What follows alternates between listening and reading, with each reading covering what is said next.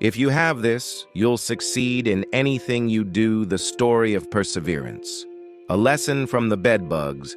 When I worked as a laborer at Incheon Port, I rented a tiny room, a true paradise for bedbugs. They were everywhere. I could barely sleep.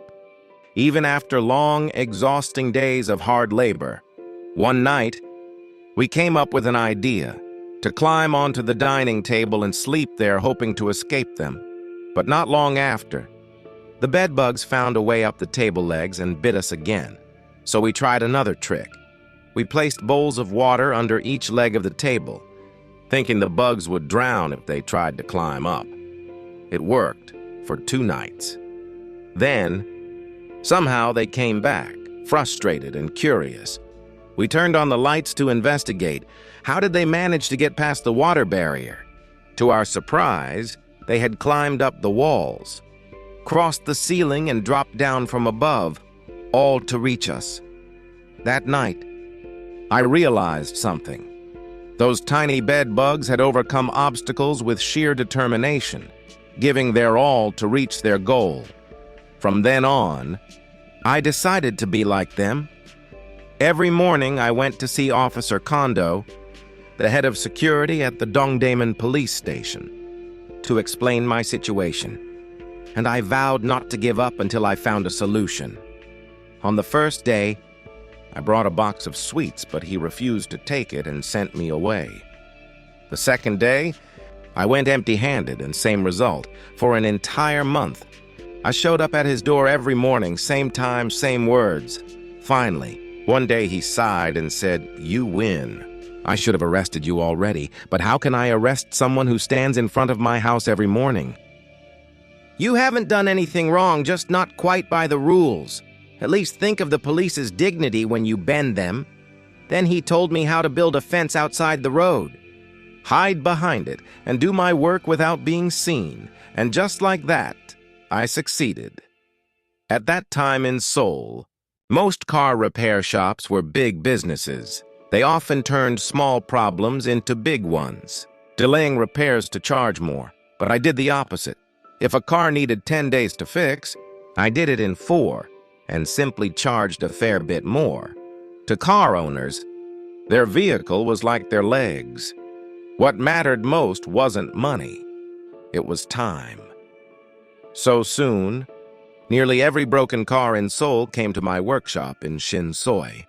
After that, no one dared to bother me again, and I learned something priceless from those bed bugs. When life corners us, we often say, "There's no other way." But that's not true. The truth is, we just didn't look hard enough. We didn't give our all like those bedbugs did. People often say, "He's lucky when someone succeeds, and I'm unlucky when they fail." But I believe that those who don't believe in bad luck will never have bad luck, because in the end, success or failure comes down to effort. Effort means not missing chances when they come, and when facing hardship, not calling it bad luck, but fighting through it. Lazy people blame fate, and when opportunities appear, laziness makes them slip away again. They live their whole lives saying they were never lucky. As for me, whenever things got tough, I remembered the lesson from the bedbugs, and I thought, if even a bedbug can keep trying, how could a human not? After 3 years of relentless work, I finally earned enough money to pay back both principal and interest to Mr. O, keeping my honor intact. He too kept his lifelong record, never once cheated by a borrower. The birth of Hyundai. From struggle to greatness after World War II, Japan was defeated and Korea regained its freedom on August 15, 1945. A month later, I returned to Seoul, worked at the Chosun refinery, and quietly waited for the right time to start my own business. Seoul was in chaos. The temporary government was weak. U.S. troops had arrived. Land confiscated during Japanese rule was being redistributed. High-interest lending and mortgages were banned. Prices were regulated, and rationing began. In 1946, I bought a small piece of land in Yeong District and put up a sign that read, Hyundai Motor Industry.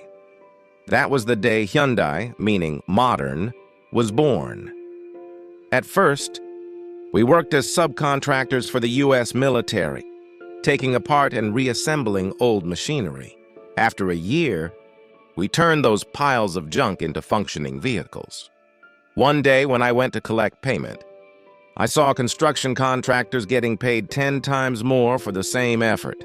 That day, I added a new sign, Hyundai Construction Company, on May 25, 1947, and that marked a turning point in my life.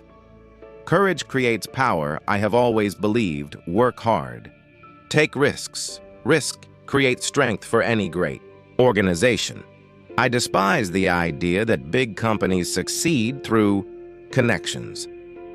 I wanted Hyundai to grow through real ability, not politics. In the early 1960s, Hyundai stepped into international markets.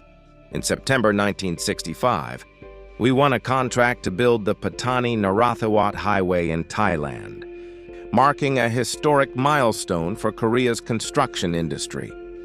We went on to build bridges in Japan's freezing mountains, military bases and housing on remote islands, and underground hydroelectric plants in Papua New Guinea.